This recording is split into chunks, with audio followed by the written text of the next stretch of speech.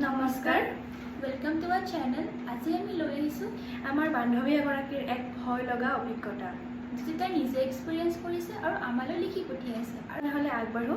আমাৰ বান্ধৱীগৰাকীৰ নাম হৈছে ডিম্পী দাস আৰু তাই আৰু মই আগতে একেলগে পঢ়া আছিলোঁ আৰু বৰ্তমান তাই নলবাৰীতে এম এ পঢ়ি আছে সংস্কৃত বিষয়ত।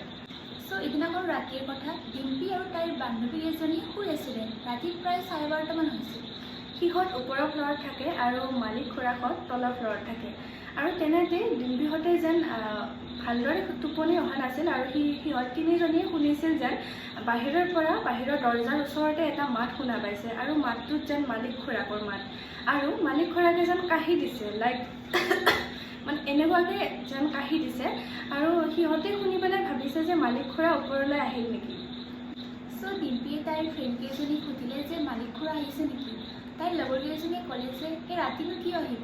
তাৰ পিছতে তেওঁলোকে অনুভৱ কৰিলে যে দুৱাৰৰ কাষতে কোনোবা ইফালৰ পৰা ইফালে খোজকাঢ়ি আছে। একদম একেবাৰে ভয়ানক কথা। আৰু তেতিয়া সিহঁত কেইজনী উঠি পেলাই চালে যে দৰজাখন খুলি চালে যে খুৰা আহিব পাৰে, একো ডাঙৰ কথা নহয়। কিন্তু বাহিৰত খুলি চাই সিহঁতে কাকোৱে দেখা নাপালে। আৰু ঠিক মানে তাহাঁতৰ এটা কৰিডৰ আছে, সেই কৰিডৰৰ ওচৰতে এজনী ছোৱালী থাকে আৰু তাইও সেই মাতটোৱে শুনিছিল, কিন্তু তাইৰ মাতটো কোনো ধৰণৰ কাহা শব্দ শুনা নাছিল। তাই মাতটো শুনিছিল যে মালিক খুৰাকে ডিম্পীক মাতিছে, মানে ডিম্পী যেন এনেকুৱা ধৰণে মাতিছে। আৰু সেই কথাটো মানে ডিম্পীয়ে আমালৈ লিখি পঠিয়ালে। আৰু তিনিওজনীয়ে ভাবিলে যে খুৰাকক এবাৰ ফোন কৰি লোৱাটো ভাল, যিহেতুকে তেওঁৰ মাতটোও শুনিলে কিন্তু বাহিৰত কোনো মানে এজন মানুহৰ উপস্থিতি তেওঁলোকে নাপালে, সিহঁতে ফোন কৰিম বুলি সিদ্ধান্ত ল'লে। আৰু ফোনত খুৰাকে ক'লে যে মইনো ৰাতি কিয় যাম। অবভিয়াছ কথা, নিশ্চয় খুৰাকে নাযায়। আৰু তেতিয়া আৰু তেনেদৰে তিনিওজনী বান্ধৱী ভালদৰে শুই থাকিল। যদিও অকণমান ভয় লাগিছিল তথাপিও ভাবিলে যেন তলৰ পৰা চাগে খুৰাকৰ মাতটো ওপৰলৈ আহিছে, সেই বুলি তিনিওজনী শুই থাকিল। এদিনাখন ডিম্পী ঘৰলৈ যাবলৈ ওলালে আৰু খুৰাকক মাত দিবলৈ গ'লে। আৰু সাধাৰণতে পিজিৰ পৰা ঘৰলৈ গ'লে মালিক খুৰাকক বা পিজিৰ অ'নাৰজনক মাত দি যাবলগীয়াই হয় আৰু এটা ইনফৰ্ম কৰি যাবলগীয়া হয়। ঠিক তেনেদৰে তাইও সেইদিনাখন মাত দিব গ'ল। মানে মালিক খুৰাকক যেতিয়া মাত দিব গ'ল, খুৰাকে ক'লে যে সেইদিনাখন ৰাতি ডিম্পীক মোক ফোন কৰিছিলা, মানে কিবা প্ৰব্লেম হৈছিল নেকি, মানে এনেধৰণে সুধিলে।